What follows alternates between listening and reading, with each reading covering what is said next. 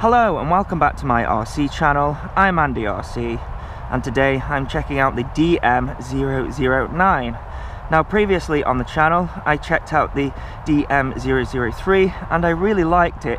In fact, I recommended it as a good first quadcopter. Now I don't think this one is going to be a good first quadcopter, and the reason for that is it has altitude hold, and while that being a good feature to get stable footage from a camera, I still think it's best to learn how to modulate the throttle before moving on to something like this. So this is a brushed quadcopter.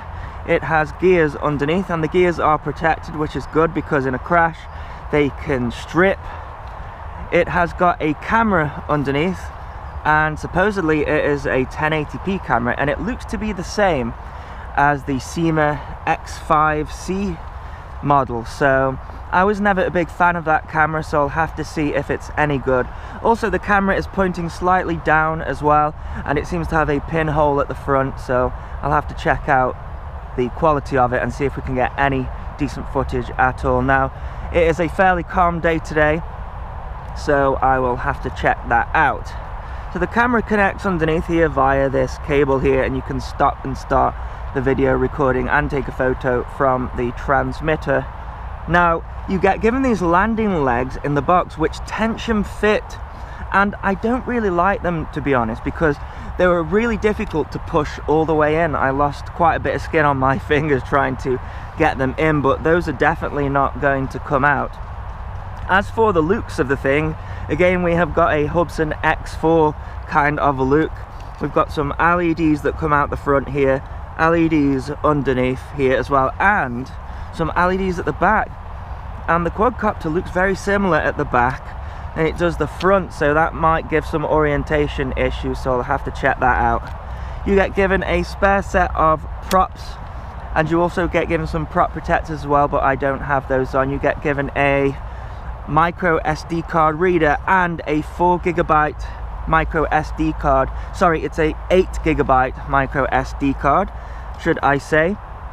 You're also given a screwdriver as well, and it has got a 2-cell battery in this, which I thought was interesting, and I have checked and it is a proper 2-cell. One thing I don't like though is that this battery plate here has to lift up with the camera to get to it, so it's a 600 milliamp battery, choosing a micro Lozi connector there, so that is quite tricky to get in, and it was one of the things of the Syma that no one really liked. Well, there you go, I clipped it in there. I need 2 hands. So we've got an on and off switch under here as well to turn it on. So let's get onto the transmitter. So as I say, spring loaded sticks, but sadly they have not taken advantage of this by offering mode 1 and mode 2. Now in the instructions it does say that this trim here is the mode switcher, but I couldn't get it to work. It just changed the trims the same as all the other trims there. Now, there's a lot of buttons on this transmitter, so I have brought the manual out with me. I really wish they would label these up, but I understand why they don't, because they repurpose these transmitters and use them with all sorts of different models and have all different features on each button, so I think that's why they do it. But for us it would be so much easier if they labeled them up, because every time I fly this I don't really know what each of the buttons do. So this transmitter takes 4 AA batteries, no screw, well done for that. It is a toy grade transmitter though, so let's check out the buttons here. So on this button here we have got our flips, and then if you press it down for 3 seconds you've got 1 key return, so I don't recommend using that mode, so I'm not going to use it here. And then on this lever here as well, if we press it in, you have got headless mode, and I don't use that function either, so I won't be using that too. And then we just have the trimmers here, except for this one, which is our camera. So I think up is to take a video, sorry, up is to take a photo, and down is to start and stop video recording. And then on this button here we have got an auto takeoff and auto landing, so I'll have to check that out. And then up here we have got rate modes there. doesn't say how many, it just says low, medium and high. There we go, so 3 rate modes, and it says press and hold for 3 seconds to turn the LEDs off, so that's quite good as well. So that is all the features. You can also arm it by putting both of the sticks out like that, and you can calibrate the accelerometer by both of the sticks going inwards like that. So let's turn this on and let's go for a fly. So I'm actually going to turn the transmitter on first. I don't know if that is what you do these days because they sort of mix them up. And let's turn the quadcopter on here. We've got flashing lights. Let's move the throttle up and down. And we've got some flashing lights on the back there. I don't know if you can see that because it's quite sunny. And I also think if you start the video recording, the light should flash, so down on the trim, and the lights are flashing. And we also have a light come up on the camera underneath as well.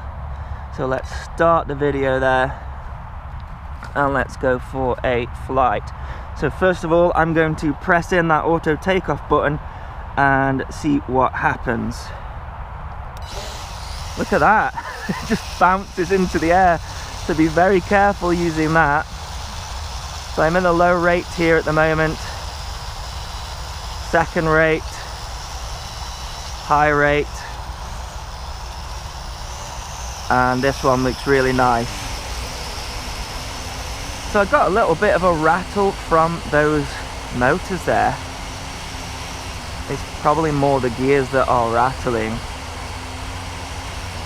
But straight away I can see that it's a stable machine. I wonder if it's going to be calm enough for me to be able to take it up a little bit higher. See if I can get anything out of that camera. But it's very sunny today, and these little cameras tend to not like that. You can get jello on the screen there from rolling shutter. I really wish they wouldn't angle these cameras down so much.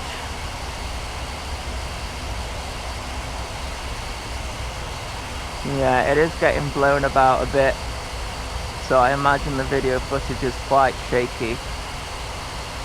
That's why I prefer hobby grade gimbals to these Xbox style gimbals which they put on these toy grade quads. There's just more resolution on them, so you can get a more stable hover.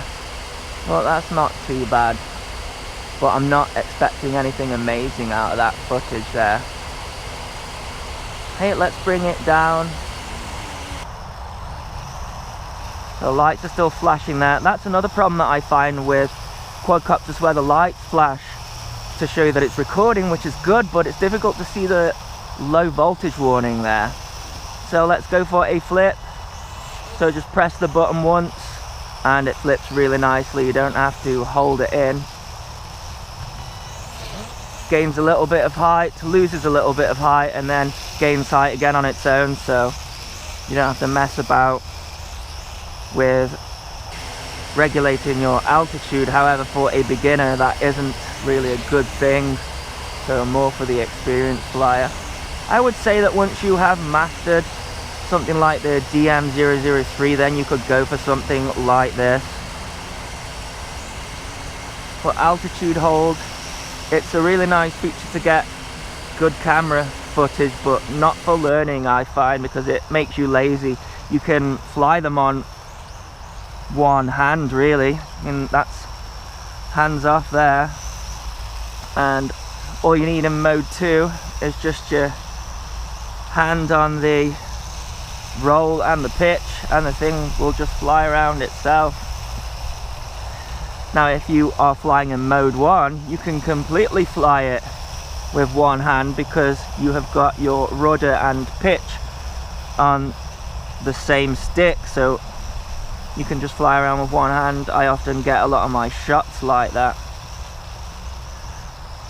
Okay, I'm just gonna stop the video recording there, so down and the light stop.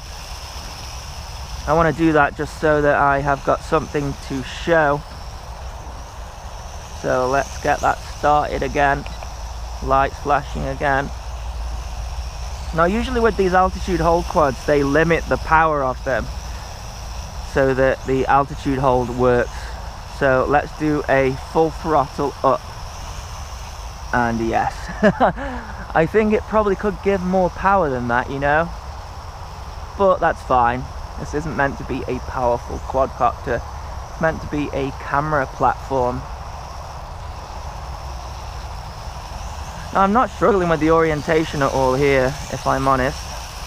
There's a lot of muscle memory going on though, with me anyways, because I've flown quite a lot of these. It's a nice looking thing, this. But you know, it's taken its inspiration, should I say, from the Hudson X4, which is a nice looking quadcopter, so. It is really quiet, this, just a little bit of a rattle from the gears though.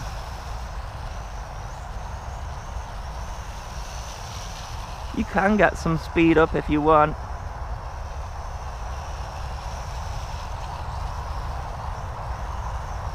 So let's try out that low rate again. I'll show you the difference between the rates.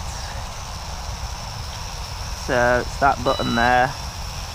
So that is the low rate, and you can see very docile. You need a completely calm day to fly it in these low rates or fly it indoors.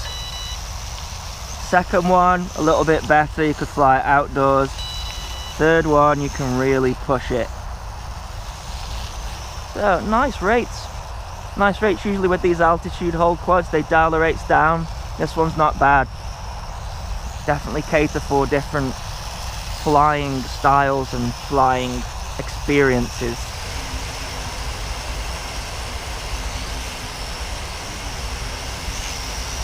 Quite a nice day today for this. Rare, really.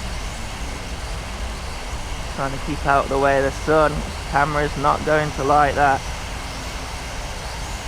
Light time's pretty good as well. That 2-cell battery definitely doing its job. Sometimes they step the voltage down on these and it might be doing that, but whatever they have done, it's working. The flight time is really good. I expected the batteries to be spent by now. I've got those lights flashing there, and it says if you hold down the rate button for 3 seconds that the LED should go off. But they're still going here, and I think that's because I'm recording video. So let's, oh, actually turned off the transmitter by mistake there. And it landed itself. So that was a mistake, but a good test. I don't know if it's still going to be recording the video.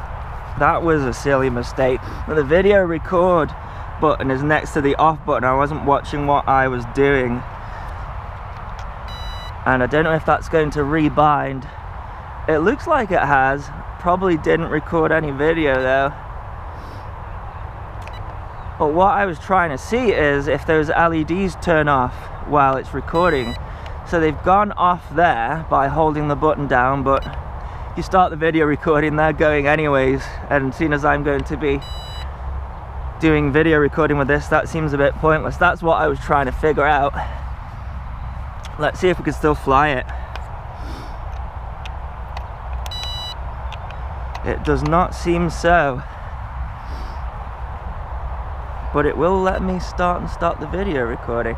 It looks like we have an actual LVC now.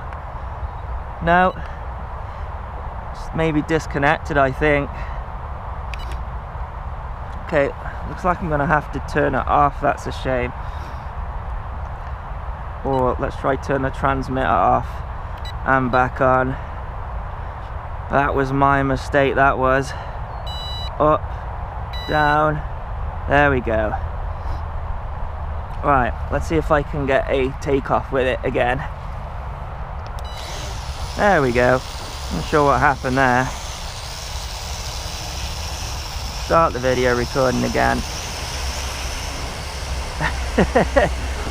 That is a bad thing though, really, I guess. Have the video record button next to the switch that switches the transmitter off, and that's exactly what I did, but it didn't fly away. It sort of just came to a safe landing. So that's good, really. It's not something I usually test, but there you go. Oh, this battery is just going forever. It's impressive. If you're after flight time, this is a good one.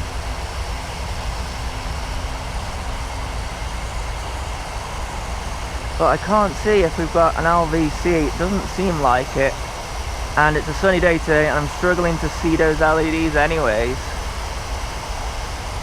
Let's turn the video record off and see if anything happens to the lights. No, you see, still no LVC. Back with the camera. Hopefully we're getting some video footage that I can show you with this one. Well, like I say, I'm not usually a big fan of these SEMA cameras, so I usually don't cut too much of the video in. Look at this thing, it is just flying for as long as it can. And flying nicely too. Some speed on with this and that third rate, but not great for the camera footage. It's gonna be staring at the ground. In fact, I think the best way to get camera footage out of this one is probably to fly backwards, and then the camera is facing up slightly, but it's gonna disappear very quickly flying like that. I want to see what happens when the battery runs out, but this thing's just going and going. Let's fly backwards a bit more. Now, the range on this one isn't going to be too great, but it's not an FPV model, so you don't want to be flying it too far away anyways, otherwise you'll lose sight of it. And do not bet on that 1 key return with this one. They just do not work. I have no idea how long this has been flying, but when it lands I'll have to figure out how long the flight time was, because wow, this is impressive. And that is something that a lot of people are interested in, and it's the one thing that people get disappointed with when it comes to a mini quad, because they only fly for 5 minutes. This thing, it feels like it's been flying for like 10 minutes, you know, maybe longer. Just keeps on going. Do a bit more backwards flying. Hopefully get some camera footage, I don't know. I don't really want to take it up very high now, because when the battery goes, I have a feeling it's going to do one or two things. Fall out the sky, or land itself. Land itself would be a nicer feature. You know, even these toy grade quadcopters, they're getting so advanced now. That thing is just not giving up at all. Are the lights flashing differently there? It does look like the lights are flashing differently. I have tried to stop video recording. Oh, and look at that. It's landing itself very nicely as well. See if it stops the propellers. And it does. That is pretty cool. So there you go. That is my review of the DM009. Wow, what a flight time. I think that is a great little quadcopter. I'll put a link in the description if you wish to get one. As always, thanks so much for watching. Please continue to subscribe. Cheers.